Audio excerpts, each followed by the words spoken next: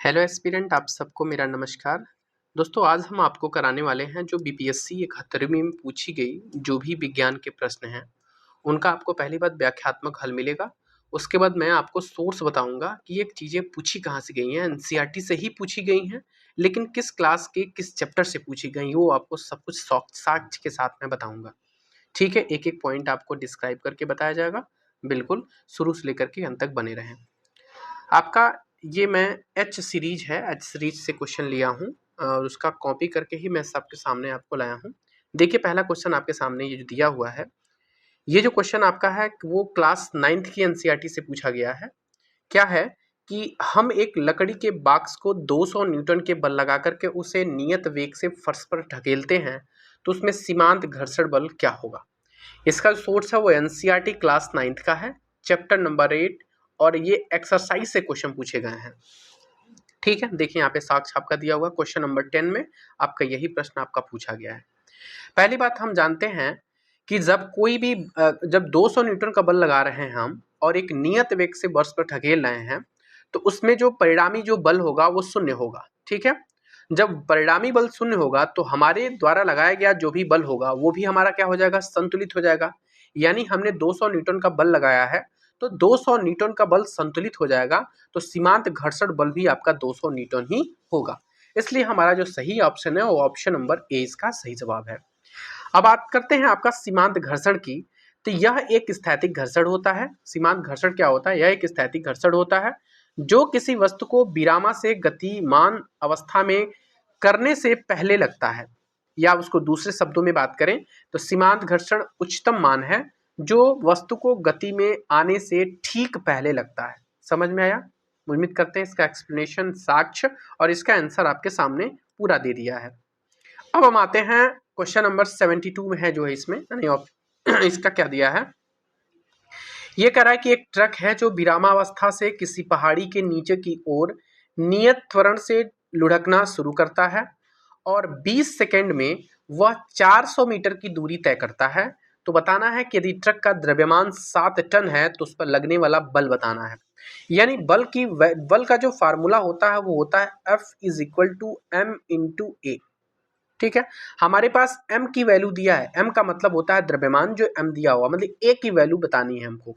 पहली बात इसकी सोर्स की बात करेंगे हम। ये सोर्स है क्लास 9 का चैप्टर नंबर 8, ये भी है, और ये एक्सरसाइज से क्वेश्चन है। ये आपको एक्सरसाइज में क्वेश्चन नंबर 5 है वो दिया हुआ है। ठीक है, सेम क्वेश्चन आपका यहाँ से मिल गया। अब चलिए इसको सॉल्व करने की कोशिश करते हैं। हमको सबसे पहले मुझे a बताना होगा। तो इसमें हम क्या करेंगे, इसमें न्यूटन के जो 3 समीकरण दिए हुए हैं उसमें समीकरण से आपका जो रूल होता है यस बराबर U T plus half A T square. इस समीकरण से क्या करेंगे हम, इसमें हम ए की वैल्यू निकालेंगे। तो सर पूछेंगे मेरा एस क्या है, टी क्या है, आपको यू बताना है। ये बताइए, जब तक विरामावस्था से नीचे की तरफ गिर रही है तो जाहिर सी बात है वहां पर यू की वैल्यू 0 रही होगी, और आपकी जो टाइम दी हुई है वो आपकी 20 सेकंड दी हुई है, और आपकी जो 400 मीटर दूरी है यानी एस की वैल्यू मतलब कि डिस्टेंस, वो एस की वैल्यू आपकी 400 मीटर दी हुई है। अब इन सभी को हम क्या करेंगे, क्वेश्चन में पुट करेंगे इक्वेशन में और सबको सॉल्व करेंगे। एस की वैल्यू यहाँ पे 400 रखेंगे, और यहाँ पर आपका यू है, यू आपकी 0 है, तो 0 को इस 20 से मल्टीप्लाई करेंगे तो 0 ही होगा। 1/2 मल्टीप्लाई ए, और टी की वैल्यू आपकी कितनी है, तो 20 है। आया समझ में? ये बताइए टी की वैल्यू आपकी 20 है, तो इस 20 को ये आपका 0 हो जाएगा ना, पूरा का पूरा, ये पूरा का पूरा क्या होगा आपका 0 हो जाएगा। ये आपका कट गया यहाँ से, ये 0 हो गया। इसका मतलब ये 400 0 प्लस इसको इसको काट दीजिए यहाँ से, तो ये कितना हो गया, ये हो गया आपका 10। इसका मतलब 10 ए हो गया। ठीक है, देखिए ये 80 स्क्वायर हाफ 80 स्क्वायर होता है, इसका मतलब कि 20 गुणे 20 होगा। इसका मतलब कि ये क्या होगा, इसको हम काट देंगे तो 400, इसका मतलब कि ये हो जाएगा 200 ए। ठीक है, 200 ए होगा। अब हमारा बचा ए की वैल्यू बतानी है, तो 400 में से हम 200 का भाग दे देंगे, तो इसका मतलब ए की वैल्यू 2 मीटर प्रति सेकंड आ गई। हमको बताना है एफ, तो हमने देखा अभी कि F is equal to M into A होता है। अब ये बताइए, हमारा तो ट्रक का द्रव्यमान 7 टन दिया ना, तो पहले 7 टन को हम क्या करेंगे, हम किलोग्राम में परिवर्तित करेंगे। तो यहाँ पे 7 टन को हम 1000 से मल्टीप्लाई कराएंगे, इसका मतलब ये 7000 क्या होगा, किलोग्राम होगा। क्योंकि आपको पता है कि 100 किलोग्राम में 1 टन होता है। ठीक है ना, 100 किलोग्राम में 1 टन होता है, इसलिए टन को यहाँ पे कन्वर्ट कर दिया मैंने, तो इसको 1000 से मल्टीप्लाई कराएंगे 7 को, तो आपको यहाँ से मल्टीप्लाई करा के किलोग्राम निकल जाएगा। ठीक है, सॉरी किलोग्राम, ये टन है। 10 क्विंटल आपको पता है ना, 10 क्विंटल यहाँ पे ऐसे देख लीजिए ना कि 10 क्विंटल में आपको कितना होगा, 10 क्विंटल में आपका 1 टन होता है ना। तो इस पे कन्वर्ट करके हम 7000 से मल्टीप्लाई करा देंगे तो आपको 7000 हो जाएगा, और यहाँ पे आपका 7000 आपका किलोग्राम हो गया, और ए की वैल्यू कितनी हो गई आपकी, ए की वैल्यू आपकी है यहाँ पर 2, तो इसका मतलब क्या हो गया, ये 14000 आपका न्यूटन का बल आपका इस पे लगेगा। इसलिए ऑप्शन नंबर कौन सा सही जवाब है इसका, ऑप्शन नंबर डी। उम्मीद करते हैं आपको समझ में आया होगा। चलिए अब हम आते हैं 73 की तरफ। ये क्या कहता है, ये कह रहा है कि किसी घर में एक महीने में कुल ऊर्जा की खपत 250 यूनिट है, तो कुल ऊर्जा जूल में कितनी होगी। इसका सोर्स पहले देख लिए, क्लास 9th का भी एनसीईआरटी है, चैप्टर नंबर 10 में आएंगे जो आपकी वर्क एंड एनर्जी में है, और ये एक्सरसाइज से भी क्वेश्चन पूछा गया है, जो आपके एक्सरसाइज का क्वेश्चन नंबर 9 है। यहाँ पे देख सकते हैं, एक महीने में 250 यूनिट की व्यय हुई है, तो ऊर्जा कितनी होगी, सेम एग्जैक्ट कॉपी है ये।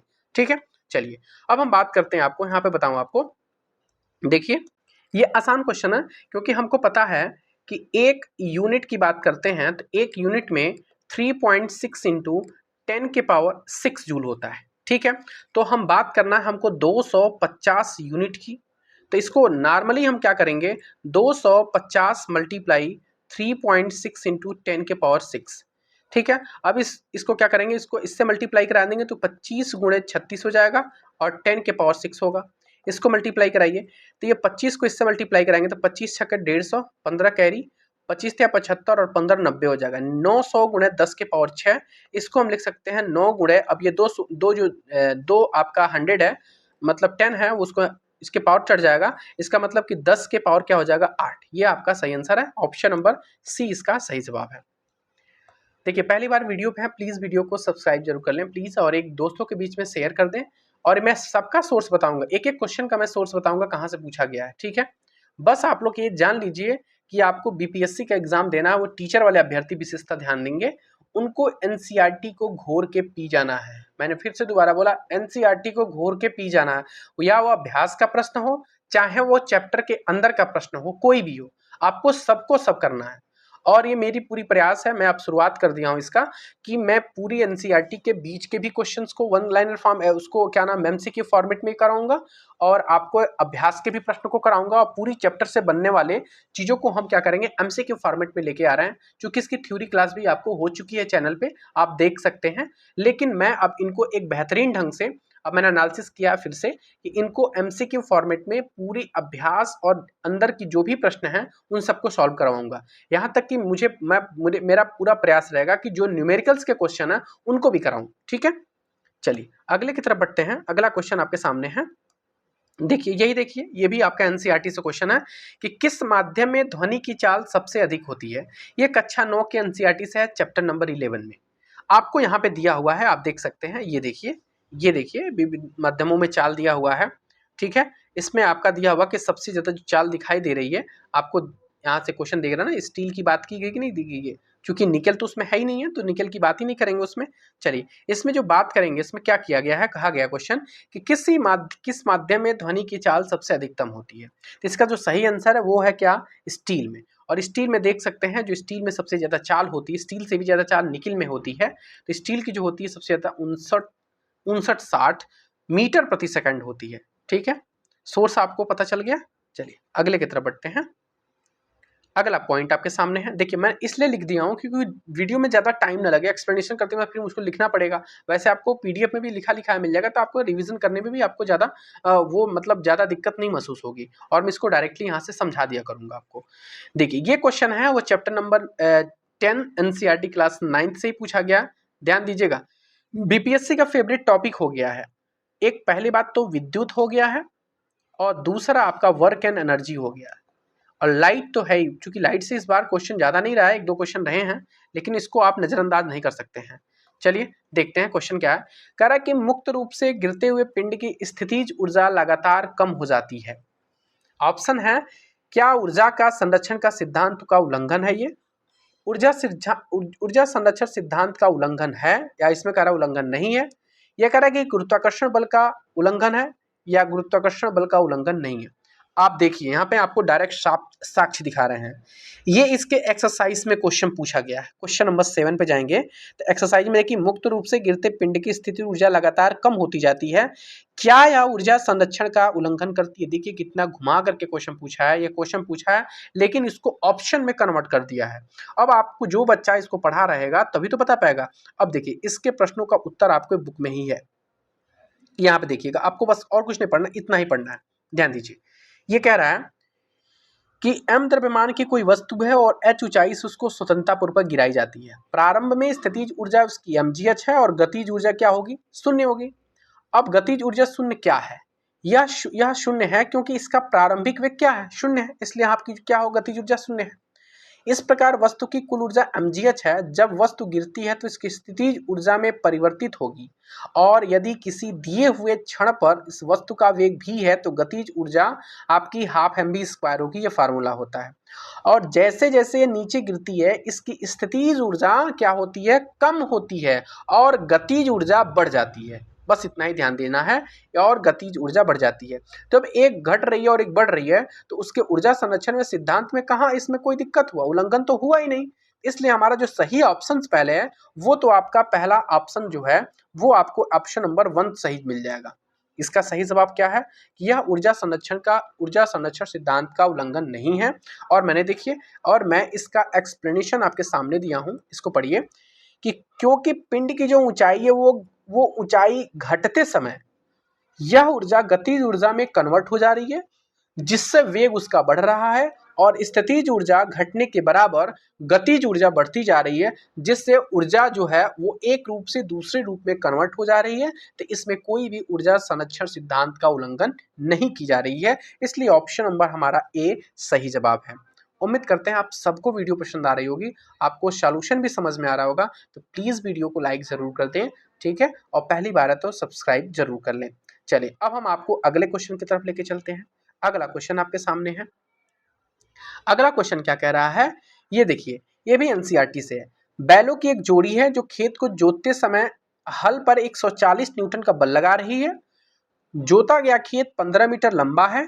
खेत की लंबाई को जोतने में किया गया कार्य बताना है।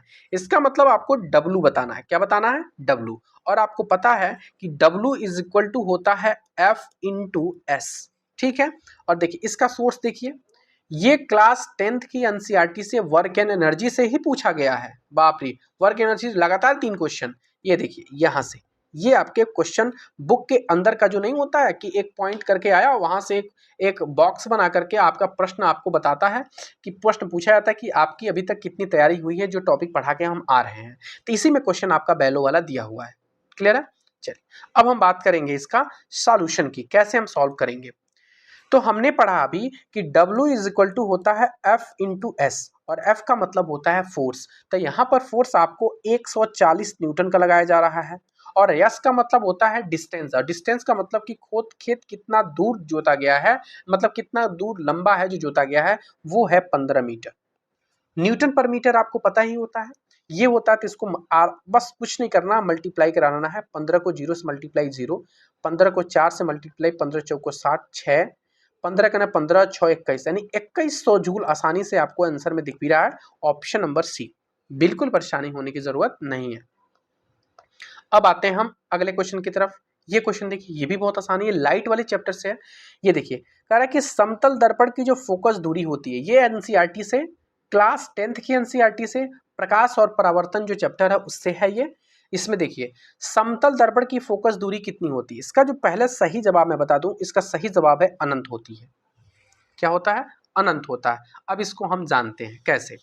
देखिए पहली बात, जो ऑप्शन नंबर 1 है इसका क्यों नहीं गलत, क्यों गलत है, क्योंकि -1 जो होता है वो अवतल दर्पण की फोकस दूरी होती है, और जो +1 होता है वो उत्तल दर्पण की फोकस दूरी होती है।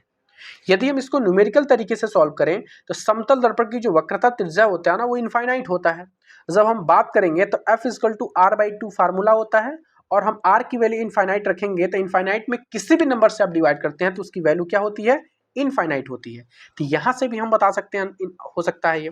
दूसरी बात, मैं इसका एक्सप्लेनेशन आपके सामने दे रहा हूं कि मान लीजिए जब कोई समांतर प्रकाश की किरणें एक समतल दर्पण से टकराती हैं तो वह परावर्तन के बाद भी समांतर ही रहती हैं, और किसी बिंदु पर नहीं मिलती हैं, इसलिए बिंदु हम अनंत पर मान लेते हैं। जैसे देखिएगा, मैं आपको बता रहा हूं, जैसे मान लीजिए ये आपका समतल दर्पण है, ये इसका, सॉरी एक मिनट, हाँ इसको छोटा करके बता रहा हूं, ये आपका समतल दर्पण है, ये इसका फोकस पॉइंट है, ये मान लीजिए समतल दर्पण है, ये आपका P है। एक किरण इधर से आ रही है, दूसरी किरण इधर से आ रही है। मैंने बोला कि जब इधर से आएगी तो ये फिर अपने ही मार्ग में वापस चली जाएगी, ये इधर से आएगी तो अपने मार्ग में वापस चली जाएगी। तो इसका कोई भी बिंदु, कहीं ऐसा कोई बिंदु नहीं है जहां पर ये मिल रहे हो, इसलिए कहते हैं समतल दर्पण की जो फोकस दूरी होगी वो अनंत पर होगी। इसलिए जो सही जवाब है वो हमारा डी है। ठीक है, अनंत। क्लियर है? चलिए अगले की तरफ बढ़ते हैं। अगला क्वेश्चन आपके सामने है, यह भी एनसीईआरटी से है कि निम्नलिखित में से कौन सा पद विद्युत परिपथ में विद्युत शक्ति को निरूपित नहीं करता है। ये एनसीईआरटी क्लास 10th की एनसीईआरटी है, विद्युत वाले चैप्टर से पूछा गया, जो चैप्टर नंबर 11 है। यहाँ पे देख सकते हैं, ये आपको डायरेक्ट यहाँ से क्वेश्चन दिया हुआ है अभ्यास वाले प्रश्न में से, अब प्रश्न नंबर 2 से, कि निम्नलिखित में से कौन सा पद विद्युत परिपथ में विद्युत शक्ति को निरूपित नहीं करता है। ये सेम क्वेश्चन है। अब हम बात करेंगे। पहली बात देखिए, इसको मैं थोड़ा सा जूम कर रहा हूं, ध्यान दीजिएगा। पहली बात देखिए, आपको इसमें देखिए, आपको पता है कि P equal to V into I होता है ना, और हमको ये भी पता है कि V बराबर होता है I इंटू आर, और हमने पढ़ा P बराबर होता है V इंटू आई। अब ये बताइए, पहली बात V इंटू आई तो होगा, ये तो इसका ये निरूपित कर रहा है, ये तो गलत, ये तो आंसर सही हो जाएगा। दूसरी बात, जब हम आई यहाँ पे देखिए, यहाँ पे देखिएगा, यहाँ पे क्या कह रहा है कि जब हम बात करेंगे आई की, P equal to V into I की बात करें और V बराबर आई आर की बात करें, जब इसमें इक्वेशन में हम रख रहे हैं तो P इक्वल टू हम क्या बोल सकते हैं, V की वैल्यू आई आर, तो ये क्या हो जाएगा आई स्क्वायर आर हो जाएगा, यानी ये भी मिल गया, यानी ये भी आंसर हमारा सही है। तीसरी बात, अब देखिएगा, अब हम बात करेंगे कि हमारा P equal to I square R हो गया, और हम ये हम जानते हैं कि V बराबर आई आर होता है, ना, तो इसको भी हम यहाँ देखिएगा, V बराबर आई आर, यानी हम बात करें आई की, तो आई बराबर V बाई आर होगा कि नहीं होगा। तो हम आई की जगह की बात करें तो V स्क्वायर बाई आर की बात कर सकते हैं, इंटू आर। इस आर से भी ये स्क्वायर, इस आर से एक आर कट गया, इसका मतलब कि V स्क्वायर बाई आर होगा, यानी ये वाला ऑप्शन भी मिल गया। इसका मतलब कि ये वाला जो ऑप्शन है वो निरूपित नहीं कर रहा है, इसलिए ऑप्शन नंबर ये क्या हो जाएगा, सही। आपका हर जगह दिया हुआ, देखिए यहाँ पर तीनों का तीनों ऑप्शन आपके सामने है, और यही मैं बताया हूँ कि 1 किलोवाट बराबर 1 यूनिट बराबर 3.6 गुणा 10 के पावर 6 जूल भी होता है। उम्मीद करते हैं समझ में आ रहा होगा। आते हैं हम 79 की तरफ। ये क्वेश्चन नंबर 79 है, ये देखिए, ये भी आपका विद्युत से पूछा हुआ है। विद्युत बहुत फेवरेट टॉपिक है बीपीएससी का। ये एनसीईआरटी की क्लास 10 से है। लघु पथन के समय परिपथ में विद्युत धारा का मान बताना, ये पेज नंबर 11 से पूछा गया है। विद्युत परिपथ में, विद्युत लघु पथन में क्या होता है, समय परिपथ में विद्युत धारा का मान क्या होता है। अब मैं इसका आंसर आपको दिखा रहा हूं, देखिए यहां देखिए क्या दिया हुआ है। देखिए, करा कि फ्यूज को युक्ति के साथ श्रेणी क्रम में संयोजित करते हैं। फ्यूज एक ऐसी धातु या मिश्र धातु तार का टुकड़ा होता है जिसका उचित गलनांक हो, उदाहरण के लिए एल्युमिनियम, कॉपर, आयरन, लेड। यदि परिपथ में निर्दिष्ट मान से अधिक मान की विद्युत धारा प्रवाहित होती है तो, आ गया ना बात, विद्युत धारा अधिक प्रवाहित होती है तो फ्यूज तार के ताप में वृद्धि होती है और फ्यूज तार पिघल जाता है और परिपथ क्या हो जाता है, टूट जाता है। तो आपको आंसर मिल गया कि नहीं मिल गया। इसका मतलब कि विद्युत धारा का मान जब बढ़ जाएगा तो लघु पाथन हो जाएगा। क्लियर है मेरी बात। अब हम अगले की तरफ बढ़ते हैं। अगला क्वेश्चन इसमें से आपको सामने मिल जाएगा। चलिए अगला पॉइंट देखिए, इसमें इसी पार्ट से है। अभी मैंने पढ़ा भी कि उपकरणों को जब विद्युत आघात से बचाने वाली युक्ति की बात करेंगे तो आ गया ना बात, वही फ्यूज होगा। ऑप्शन नंबर बी इसका सही जवाब हो जाएगा। अब आते हैं हम 81 नंबर की तरफ। ये देखिए, ये एक्चुअली आपका ना एक क्लास 11th की केमिस्ट्री से पूछा गया क्वेश्चन है। ये भी एनसीईआरटी ही है, लेकिन ये क्लास 11th से पूछा गया है। 11th की एनसीईआरटी से केमिस्ट्री से पूछा गया है। कह रहा है कि 0.1 N HCl का समाधान का पीएच मान क्या है। मैं पहले आपको कॉमन सेंस की बात कर रहा हूँ। HCl क्या होता है, HCl एक प्रबल अम्ल होता है, पता है ना, ये है प्रबल अम्ल। और आपको पता है जो भी प्रबल अम्ल होगा उसकी पीएच वैल्यू 7 से जितनी कम होती जाएगी वो उतना ही प्रबल अम्ल होता जाएगा। तो पहली बात कि ये ऑप्शन तो होना ही नहीं है, ये ऑप्शन तो होना ही नहीं। अब बात कंफ्यूज हो जाते हैं कि 1 और 2, तब जब 0.1 की बात कर रहा है तो 2 तो हो ही नहीं सकता, बात तो होगा केवल कितना होगा, 1 होगा। यानी ऑप्शन ये तो सही है। अब इसको मैं करके दिखा रहा हूँ आपको। ये जो आपका 0n दिया है वो हाइड्रोजन दिया हुआ, हाइड्रोजन के कितना मतलब हाइड्रोजन है इसमें 0.1 है, यानी H+1 की वैल्यू 0.1 है। और ये फार्मूला होता है आपका कि पीएच, आप क्लास 10th में भी इसका फार्मूला है -log H के पावर H बेस प्लस होता है। ठीक है, अब यहाँ पे आप वैल्यू पुट करेंगे, यहाँ पे H+ की वैल्यू 0.1 है, इसको लिख सकते हैं 1/10। अब इसको बात करेंगे तो इसको जब ऊपर जाएगा तो ये माइनस में हो जाएगा। अब a माइनस log b के पावर a दिया हो तो ये होता है -log b के पावर a, ये इसका फार्मूला होता है। जब ये माइनस होगा तो यहाँ पे आकर के प्लस हो जाएगा, अभी हो जाएगा log b के पावर a, तो इसकी वैल्यू कितनी होती है 1। यहाँ पे ऑप्शन नंबर बी सही जवाब हो जाएगा। ये देखिए कह रहा है कि ये जो कुछ क्वेश्चन ऐसे हैं ना कि जो आपके थोड़ा सा साइंस एंड टेक से भी पूछे गए हैं, जो आपको कुछ बुकों से हट के पूछे गए हैं। नीचे से कह रहा है कि रात में चमकने वाली जो वर्णक के रूप में कौन सा यौगिक जाना जाता है। तो ऑप्शन की तरफ चलते हैं। देखिए copper sulphide, dope, zinc oxide. जहां पर जिंक ऑक्साइड की बात आती है और कॉपर सल्फाइड की, ये एक प्रकार का रोगाणु रोधी है, तो ये ऑप्शन तो होना ही नहीं है। यूरोपियम डोप्ड स्ट्रोंटियम एल्यूमिनेट, ये आपका सही जवाब है, जिसका फार्मूला है SrAl2O4Eu2+। हो सकता है कि अगले एग्जाम में आपको इसका डायरेक्ट फार्मूला पूछ दे, तो आपको याद रखना है। उसके बाद ये तो होगा ही नहीं। ऑप्शन नंबर डी की तरफ बढ़ेंगे, ये भी नहीं होगा, लेकिन इसके बारे में जान लेते क्या है कि boron oxide doped copper sulphate क्या होता है। ये एक प्रकार का नैनो कंपोजिट सामग्री है जो विभिन्न तकनीकों का उपयोग करके संश्लेषित और चित्रित की जाती है। इसमें मैथिलीन ब्लू डाई के सूर्य के प्रकाश की सहायता प्राप्त जो फोटो कैथोलिक किरणें होती हैं, इसके क्षरण में इसकी क्षमता को अध्ययन करने के लिए करते हैं। थोड़ा सा कंफ्यूज हो रहा होगा क्योंकि टफ चीज़ें, क्योंकि क्लास 12 की चीज़ें हैं, ये अपर लेवल की चीज़ें, तो मैं इसलिए एक्सप्लेन करके दे दिया हूँ। हो सकता है कि एग्जाम में पूछा जाए अगली बार में। ठीक है, अब हम आते हैं 83 की तरफ। 83 नंबर क्वेश्चन कहता है कि स्मार्ट फिल्म के लिए किस सामग्री का उपयोग किया जाता है। तो स्मार्ट फिल्म के लिए इसका जो सही जवाब है वो है indium tin oxide. Indium tin oxide का उपयोग हम स्मार्ट फिल्म के लिए करते हैं। ये जो इंडियम टीन ऑक्साइड है वो फिल्म के जो फिल्म होती है उसको पारदर्शिता बनाता है, इसलिए इनका उपयोग करते हैं। अब बात करते हैं ऑप्शन नंबर ए क्या कहता है, कैल्शियम कार्बोनेट। आप सबको पता है ये एंटासिड का मतलब होता है कि जब पेट में एसिडिटी हो जाती है उनको कम करने के लिए कैल्शियम कार्बोनेट के रूप में जो दवाएं आती हैं वो कैप्सूल के रूप फॉर्म में हो चाहे आपका ए सिरप के फॉर्म में, उनका प्रयोग करते हैं। और निर्माण उद्योग जैसे सीमेंट या कंक्रीट के इन सभी के उद्योग में कैल्शियम कार्बोनेट का प्रयोग करते हैं। उसके बाद ऑप्शन आपका जिंक क्लोराइड का उपयोग मैंने अभी बताया संक्षारण में करते हैं, या जो शुष्क सेल की बैटरी है ना इसके इलेक्ट्रोलाइट में भी हम जिंक क्लोराइड का प्रयोग करते हैं।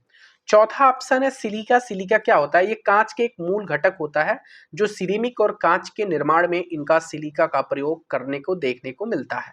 उम्मीद करते हैं सारे ऑप्शन आपको एक्सप्लेनेशन के साथ है।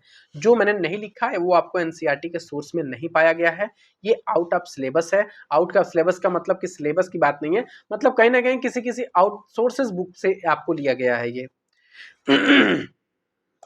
अब आप कहेंगे सर क्लास 12 से भी पूछा गया। देखिए जैसे यही क्वेश्चन है कि कार्सिनोमा के उपचार के लिए किस धातु का यौगिक का उपयोग किया था, क्लास 12 की केमिस्ट्री से पूछा गया है। चैप्टर नंबर 9 पार्ट 2 में है ये दिया हुआ। देखिए ये आपका जो इसका जो सही आंसर है वो होगा प्लेटिनम। क्या होगा, प्लेटिनम। यहाँ पे दिया हुआ, मैंने इसका सोर्स यहाँ से उठाया। देखिए कि कुछ प्लेटिनम के जो समन्वय यौगिक होते हैं जैसे आपका सिप्लेटिन कैंसर विशेषकर ट्यूमर या कार्सिनोमा जिसको बोलते हैं, इनकी वृद्धि को रोकने में प्रभावी पाए गए हैं। एक प्रकार का रिसर्च इन पे किया गया है, इससे क्वेश्चन ये पूछा गया है। ठीक है, आयरन तो आपको पता ही, आयरन का यूज कहाँ होता है, जैसे मान लीजिए हमारे शरीर में आयरन की कमी होती है तो वहाँ पे फोलिक एसिड की दवाएं भी यूज करते हैं हम। अब बात करें हम क्लोरीन क्या होता है, जल के शुद्धिकरण में भी प्रयोग कर सकते हैं। अभी जो क्रोमियम है ना, क्रोमियम की बात करें तो क्रोमियम जो होता है ना ब्लड शुगर को नियंत्रण करने में, सुधार करने में इनका उपयोग करते हैं क्रोमियम का।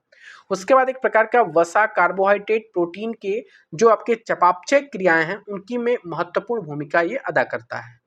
क्लियर है मेरी बात। चलिए अगले की तरफ चलते हैं, क्वेश्चन नंबर 85 की तरफ आते हैं। करा कि गर्भ निरोधक गोलियों में किस यौगिक का उपयोग किया जाता है। ये भी क्लास 12th की एनसीईआरटी से पूछा गया, जो बायो में है, प्रजनन स्वास्थ्य चैप्टर नंबर 4 वहां से लिया गया।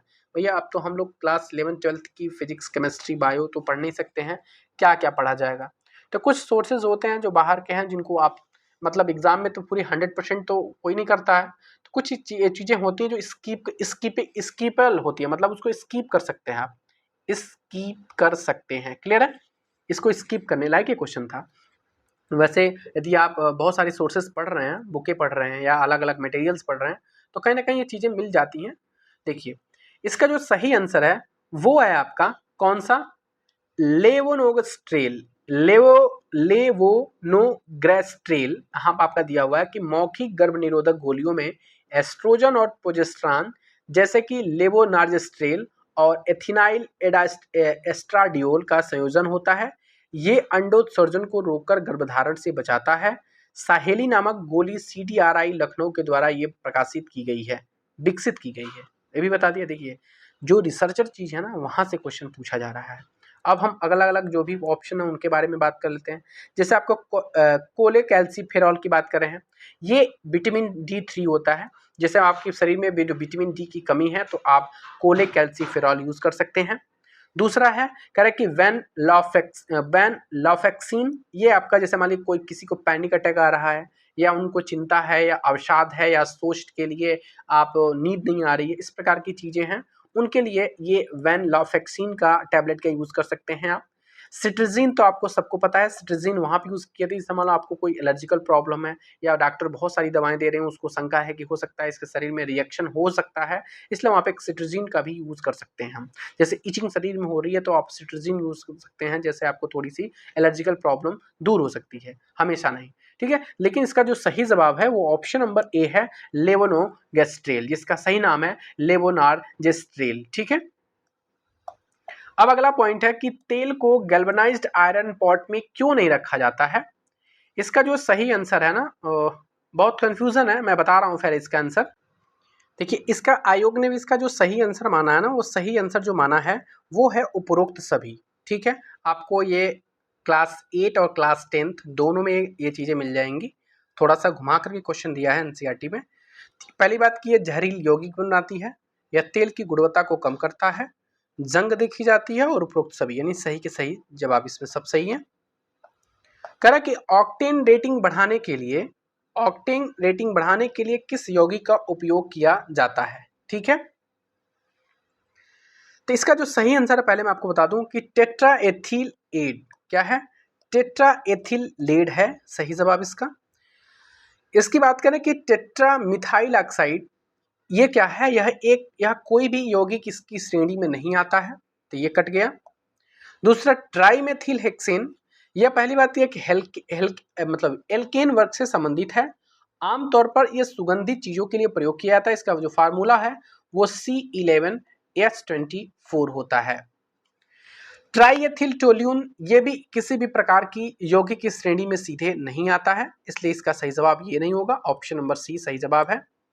इसका जो सोर्स की बात करें हम, PHBB बायोडिग्रेडेबल पॉलीमर का पूर्ण रूप, ये क्लास 12th की केमिस्ट्री के बहुलक वाले एक चैप्टर से लिया गया है। इसका फुल फॉर्म है पॉली 3 हाइड्रॉक्सी ब्यूटराइट CO हाइड्रॉक्सी बैलरेट, ये सही ऑप्शन इसका ऑप्शन नंबर सी। चलिए अगले की तरफ बढ़ते हैं हम। अगला क्वेश्चन क्या कह रहा है,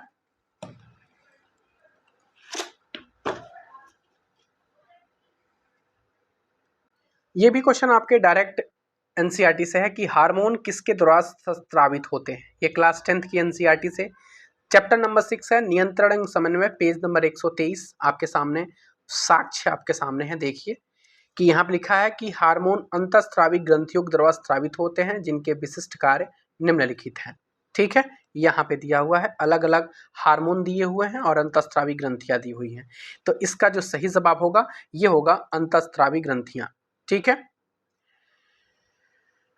चलिए जैसे हम बात करें आपको तैली ग्रंथियां की, तो तैली ग्रंथियां जो होती है ना, ये एक प्रकार की जो तैली ग्रंथियां होती हैं, ये आपकी एक प्रकार की त्वचा ग्रंथियां होती हैं, त्वचा ग्रंथियां होती हैं जो तेल सीबम स्रावित करती हैं, और ये एक प्रकार की बहिस्रावी ग्रंथियां होती हैं, बहिस्रावी ग्रंथियां होती हैं। आपका ये होगा ही नहीं, ये होगा ही नहीं, ये कंफ्यूजन है क्योंकि ये भी अंतःस्रावी ग्रंथियों के अंतर्गत आता है, लेकिन सही जवाब आपका डायरेक्टली डी दिया हुआ है, तो यही सही होगा। अब कह रहा है कि निम्नलिखित में से कौन सा शब्द हर्पिस सिम्प्लेक्स वायरस और मानव के बीच की बातचीत को दर्शाता है? इसका सही जवाब है परजीविता। ऑप्शन नंबर 20 का सही जवाब है। देखिए, परजीविता का मतलब क्या होता है कि एक ऐसा जीव जो दूसरे जीव के अंदर रहकर उसमें से पोषण प्राप्त करता है। क्लियर है? सहजीवन का मतलब क्या होता है? एक ऐसा संबंध जिसमें दो साथ जीव एक साथ रहते हैं। क्लियर है? एंडोसिम्बोसिस का मतलब होता है कि यह सहजीवन का एक विशिष्ट प्रकार है जहां एक जीव दूसरे के अंदर रहता है। यह सहजीवन का प्रकार है, लेकिन यह परजीविता का प्रकार है। एंडोपायरोसिटिज्म का मतलब होता है कि यह एक परजीविता का ही प्रकार है जिसमें परजीवी शरीर के अंदर रहता है, जैसे हम टेपवर्म की बात कर रहे हैं। ये क्या है? एक प्रकार का एंडोपारासाइटिज्म है। ठीक है ना? आते हैं अगले चैप्टर की तरफ, क्वेश्चन की तरफ। क्वेश्चन है आपका 91। संक्रमण के जवाब में बने वाली पहली इम्यूनोग्लोबिन की श्रेणी कौन सी है? ये है, इसका सही जवाब है IgM। ये क्लास 12th की एनसीईआरटी से पूछा गया है। हम बात करेंगे IgG क्या है। यह एक संक्रमण के कुछ समय के बाद से उत्पन्न होते तो हैं, लेकिन संक्रमण के कुछ समय के बाद से उत्पन्न होते हैं। लेकिन ये जो IgM होता है वो तुरंत प्रभावी हो जाता है, इम्यूनोग्लोबिन। ठीक है? और IgE जो होता है वो एलर्जी और परजीवी जो संक्रमण से जुड़ा होता है, और यह संक्रमण की पहली प्रतिक्रिया से नहीं जुड़ा होता है, मतलब कि प्राथमिक प्रतिक्रिया से ये नहीं जुड़ा होता है। बात करेंगे 92 की तरफ।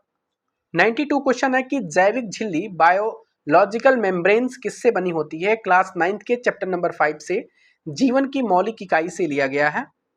आप देख सकते हैं यहाँ पर, देखिए क्वेश्चन आपके सामने है कि किससे बनी है। यहाँ पर इसको जूम करके दिखा रहे हैं आपको।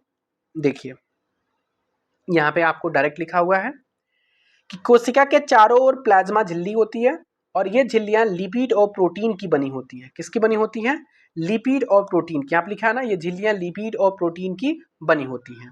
तो केवल लिपिड की नहीं है, केवल प्रोटीन की नहीं है, तो ये ऑप्शन खत्म, ये ऑप्शन खत्म। तो यहाँ पे जो आपको दिया हुआ है डायरेक्ट कि लिपिड और प्रोटीन के विभिन्न संयोजन जो प्रजाति, कोशिका प्रकार और अंग के लिए विशिष्ट होते हैं, इसलिए ऑप्शन नंबर ए इसका सही जवाब है। चलिए अगला है, ये देखिए, ये जो क्वेश्चन है वो बीपीएससी 2023 में पूछा जा चुका है, लेकिन क्लास 12th का। कुछ क्वेश्चन आपके पीवाईक्यू भी हैं, ऐसा नहीं है, बहुत सारे पीवाईक्यू हैं। निम्नलिखित में से कौन सा एक नॉन सेंस कोडन है? नॉन सेंस कोडन देख लीजिए, 3 प्रकार के होते हैं ये। UAA होता है, UAG होता है, UGA होता है। तो इसमें से कौन है, कौन ऑप्शन मिल रहा है? तो इसलिए ऑप्शन नंबर 20 का सही जवाब है 93 का। क्लियर है?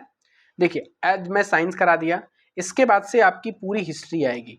हिस्ट्री के सोर्स की बात करेंगे, हिस्ट्री के क्वेश्चंस के आंसर की बात करेंगे, उसके बाद उसमें जो बिहार के स्पेशल क्वेश्चन हैं उनकी भी हम चर्चा करेंगे। सबके सब डिस्क्रिप्शन उसको पूरा मतलब व्याख्यात्मक हल आएगा। तो प्लीज़ वीडियो पर जरूर बने रहें, टेलीग्राम चैनल ज्वाइन कर लें। अगले क्वेश्चन 94 की तरफ आते हैं। 94 नंबर है कि विलुप्त होने के खतरे में पड़ी प्रजातियां क्या कहलाती हैं? बहुत अच्छा क्वेश्चन है ये, काफी कंफ्यूजन होने वाला है। देखिए इसका जो सही जवाब है, पहली बात ये लुप्त प्राय है। अब पूछेंगे सर इसका सोर्स क्या है? ये तो कोई भी छोटी बुकों में भी इसका क्वेश्चन मिल जाएगा आपको, नॉर्मल ज्योग्राफी से भी मिल सकता है, आपको साइंस से भी मिल सकता है, कहीं से भी मिल सकता है। बात करेंगे हम एक एक कि दुर्लभ का मतलब क्या होता है। दुर्लभ का मतलब होता है जिनकी आबादी कम है या जिनका भौगोलिक वितरण काफी सीमित है। मतलब जिनकी आबादी काफी कम है, बहुत कम आबादी में है, और इनका भौगोलिक वितरण मतलब काफी दूर तक नहीं है, बहुत छोटे से एरिया में है रहने वाले, तो ये है दुर्लभ, जिनको हम एशियाई भैंस का नाम देते हैं। एक दुर्लभ प्रजाति के अंतर्गत आता है। समझ में आया? देखिए सुभेद का मतलब क्या होता है? सुभेद ये होते हैं जो विलुप्त होने के जोखिम में होती हैं, लेकिन लुप्त प्राय से थोड़े से कम। जो जंतुएं लुप्त प्राय होती हैं थोड़े से उनसे कम होती हैं उनकी जोखिम, लेकिन ये विलुप्त होने के कगार पर ये भी होते हैं। जैसे आपका काला हिरण हो गया, हाथी, इसी एशियाई हाथी हो गई, ये हो गई, ये सुभेद के अंतर्गत, जिसको हम वल्नरेबल का नाम बोलते हैं। लुप्त प्राय का मतलब होता है जो विलुप्त होने के खतरे में है प्रजातियां, वो आपके विलुप्त होने के खतरे में प्रजातियां हैं। विलुप्त, विलुप्त का मतलब क्या है कि जो आवासों से पूरी तरह गायब हैं, मतलब वो अब जीवित नहीं है, वो उनकी आवास अभी भी नहीं है, खत्म हो गए हैं घर, ये मतलब अब यहाँ पे इस इन्वायरमेंट में नहीं है वो। जैसे आपका बात करें डोडो, डोडो पक्षी नहीं है, जैसे डायनासोर नहीं है, खत्म हो गए, मर गए हैं, उनके प्राकृतिक आवास पूरी तरफ से गायब हैं। तो इनको विलुप्त बोल सकते हैं। तो समझ में आया पूरी पॉइंट आपको। अब आते हैं हम क्वेश्चन नंबर 95 की तरफ कि निम्नलिखित में से कौन सी खरीफ फसल है। तो आपको पता है ना, रबी और खरीफ जो ठंडी के मौसम में बोई जाती है। अब से नॉर्मली आप देसी लैंग्वेज में आइए, जो चीजें ठंडी के मौसम में बोई जाती हैं, ठंडी के मौसम में कब बोई जाएंगी? नवंबर दिसंबर, अक्टूबर से लेकर के दिसंबर तक इनकी बुआई चलती है। दिसंबर, नवंबर, अक्टूबर, यही से। यहाँ से आपको पता है ठंडी के मौसम में आपको गेहूं देखने को मिलेगा। गेहूं जब की बुआई होती है तो उसी के साथ आपको देखने को मिलता है चना, ठीक है ना, उसी समय। अब चने के साथ अभी बताओ गेहूं की बुआई होती है तो जौ की बुआई होती है। तो ये वाला ऑप्शन, तीनों ऑप्शन तो पैरेलल हो गया, नहीं रबी की फसलें हो गई ये। आपको खरीफ की फसलें बोलेंगे तो खरीफ की फसलें क्या होती हैं? गन्ना। जब थोड़ी सी गर्मी शुरू हो जाती है, जैसे मार्च के बाद से, लगभग फरवरी में भी गन्ना बोया जाता है, मैं नहीं बोल रहा हूँ, लेकिन जो गन्ने की फसल बोने का जो सही समय है, मतलब कि उसका प्रोडक्शन अच्छा हो सकता है, क्योंकि जब तक गर्मी आपके उस जमीन के अंदर नहीं आती तब तक गन्ने का प्रोडक्शन, बीज का अंकुरण उसका नहीं हो पाता, मतलब उसमें अंकुरित बीज तो होता ही नहीं है, ठीक है ना। कायिक प्रवर्धन के द्वारा ये इसको फसल को उगाते हैं हम, गन्ने को काट करके, तो उसमें आंख आता है, वो आंख जब तक उसको गर्म नहीं पाएगा तब तक नहीं निकलेगा। तो गन्ने की बुआई का सबसे अच्छा समय होता है ना होली के बाद, लगभग मार्च और अप्रैल होता है, उस समय आप बुआई करिए, देखिए आपका गन्ना बहुत अच्छा होगा। इसलिए जो आपका सही ऑप्शन है वो है आपका क्या? खरीफ की फसल, ठीक है, सॉरी खरीफ की फसल गन्ना है। पौधे में जाइलम, ये तो हमको लग रहा है कि कई बार आप पढ़ चुके होंगे, क्लास 9 में, क्लास 8 में, बहुत सारे अलग अलग एनसीईआरटी में अलग अलग चीजें, मतलब हर एक एनसीईआरटी में लगभग दिया हुआ है। ये है जाइलम। तो जाइलम क्लास 9 की एनसीईआरटी में क्लास चैप्टर नंबर 6 में देखेंगे, आपका यहाँ पे दिया हुआ उतक, जैसे आपका दिया हुआ है कि पौधे में जाइलम निम्नलिखित कार्य के लिए जिम्मेदार है। यहाँ पे आपको बताऊं, ये आपका वहीं से मैंने कॉपी कट किया है क्लास 9 की एनसीईआरटी से। देखिए दिया है ना कि जाइलम ट्रैकिड और वाहिकाओं की संरचना नलिकाकार होता है। मैंने कल क्विज कराया था अपने टेलीग्राम चैनल पे, आप जाकर के ज्वाइन कर सकते हैं, रोज टेलीग्राम पे क्विज होती है, ऑन ट्रेंडिंग एजुकेशन के नाम से होगा, लिंक आपको डिस्क्रिप्शन में मिल जाएगा, आप ज्वाइन करिए। मैं आपको हर एक इसका मैं एमसीक्यू कराता हूँ, लगभग 30-35 एमसीक्यू हर एक चैप्टर के होते हैं एनसीईआरटी के, और जो टीआरई 4 के लिए, बीपीएससी, एसएससी, सीजीएल के लिए काफी इंपॉर्टेंट है, आप लोग जरूर ज्वाइन करें। तो मैं उसमें बताया था, इसमें क्वेश्चन भी दिया था ये, इनके द्वारा पानी और खनिज लवण का ऊर्ध्वाधर संवहन होता है। आ गया कि नहीं आ गया? नॉर्मल। और जाइलम का मतलब जल, तो आपका जाइलम के द्वारा क्या होता है? आपका भोजन का परिवहन तो ऐसे ही कट जाएगा, भोजन का परिवहन ऐसे ही कट जाएगा, ऑक्सीजन ऐसे ही कट जाएगा, अमीनो एसिड ऐसे ही कट जाएगा, तो पानी और जल में घुले खनिजों का परिवहन आपके जाइलम के द्वारा होता है। अगले की तरफ आते हैं हम। अगला क्वेश्चन क्या कह रहा है? अगला क्वेश्चन है 97 नंबर, ये है कि पौधे के वर्गीकरण में संवहनी ऊतकों की विशेषताओं का उपयोग करने वाले पहले व्यक्ति कौन थे? देखिए जो एनसीईआरटी, जो आपकी बीपीएससी की तरफ से सेट एच है ये, उसकी जो की आई हुई है उसमें 97 में एपीडी कोंडले दिया हुआ है। कौन सा दिया हुआ है? एपीडी कोंडले दिया हुआ है। ये आपको बता दूं एनसीईआरटी 11th की बायो से ये सेक्शन उठाया गया है, जो कि अलग अलग चैनल वाले अलग अलग बता रहे थे, लेकिन इसका सही ऑप्शन क्या होगा? एपीडी कोडले, कोडोले, ठीक है ना। अब आते हैं हम 98 नंबर की तरफ। कह रहा है कि आम में जो हम भाग खाते हैं वो भाग कौन सा है? ये क्लास 11th की बायो से है, लेकिन ये नॉर्मल क्वेश्चन, आप कोई भी, आप बताइए आम के कौन सा भाग खाते हैं? आप बाहर फल भी तोड़ते हैं, पहले आप छिलका को हटा देते हैं, हटाते कि नहीं हटाते हैं? जाहिर सी बात है, आप कौन सा खाएंगे तो उसमें अंदर वाला पार्ट होगा, मध्य वाला जो गुद्देदार चीजें होती है उसको मध्य फलविति है। अंत फलविति का मतलब जो गुठली होती है वो हो गया। तो गुठली के ऊपर वाले के लेयर के बीच में तो मध्य फलविति हो गई ना। ऑप्शन नंबर 20 का सही जवाब है। 99 की तरफ आते हैं। कह रहा है कि ओजोन दिवस कब मनाया जाता है? बहुत सिंपल क्वेश्चन है। ओजोन दिवस 16 सितंबर को मनाया जाता है। अब बात है कि 5 जून क्या को मनाया, कौन सा दिवस है? तो 5 जून को विश्व पर्यावरण दिवस है। 21 अप्रैल को कौन सा दिवस है? तो इसको सिविल सर्विस डे के रूप में मनाते हैं। और वहीं 5 दिसंबर की बात करें तो 2 डे है इसमें। एक पहला है सबसे इंपॉर्टेंट, विश्व मृदा दिवस, विश्व मृदा दिवस, या और इसके साथ साथ अंतर्राष्ट्रीय स्वयं सेवक संघ दिवस भी हम मनाते हैं 5 दिसंबर को। उम्मीद करते हैं पसंद आ गया होगा, समझ में आ गया होगा। ये आपको कहीं भी स्टैटिक में भी मिल जाएगा, आपको नॉर्मल कोई भी आप जीके जीएस की बुक पढ़ रहे हैं वहां पर मिल जाएगा। तो इसके सोर्स की बात नहीं है, आप एनसीईआरटी में भी बहुत जगह दिया हुआ है ये। अब अगला पॉइंट है कि माइकोराइजा, देखिए ये क्लास 12th की बायो से दिया हुआ है। माइकोराइजा के संबंध में पौधे का लाभ है। पहली बात हम समझते हैं माइकोराइजा है क्या। माइकोराइजा एक प्रकार का सहजीवी कवक है जो पौधे की जड़ों के साथ मिलकर पानी और पोषक तत्वों के अवशोषण में मदद करता है। जिससे पौधे की वृद्धि, सूखा सहनशीलता, मृदा स्वास्थ्य में सुधार होता है। तो हम इसमें जो सही ऑप्शन मार सकते हैं वो कौन सा हो सकता है, आप बताइए। उसका सही ऑप्शन जो होगा, आयोग के तरफ से भी यही आंसर है, खनिजों का बढ़ा हुआ अवशोषण और रोगों से सुरक्षा, ऑप्शन नंबर डी। इसी के साथ ही आपको ये एनसीईआरटी का पूरी जो बीपीएससी 71st में आई हुई पूरी साइंस की चीज़ है, मैंने उसको बता दिया है। ऐसे ही अलग अलग सब्जेक्ट के अलग अलग आएंगे। जैसे मान लीजिए आपको हिस्ट्री का मैं बताऊंगा, आपको उसके सोर्सेज की बात करूंगा, उसी हिसाब से आपको बीपीएससी ये पूरे एनालिसिस कराने के एक ही मेरा उद्देश्य था कि जो भी बीपीएससी टीआरई के अभ्यर्थी हैं, बीपीएससी जो हमारे टीआरई 4 के अभ्यर्थी हैं, टीआरई 4 के, उनको स्पेशली ध्यान देना चाहिए कि सोर्सेस कहाँ से पूछ रहे हैं। पहली बात मैं बताऊं आपको, कोई भी एनसीईआरटी हो, ज्योग्राफी हो और पहली बात साइंस हो, आपको 9th और 10th स्पेशली ध्यान देना है। इसमें से कोई भी पॉइंट आपको छोड़ना नहीं है, मैं आपको बता दूं।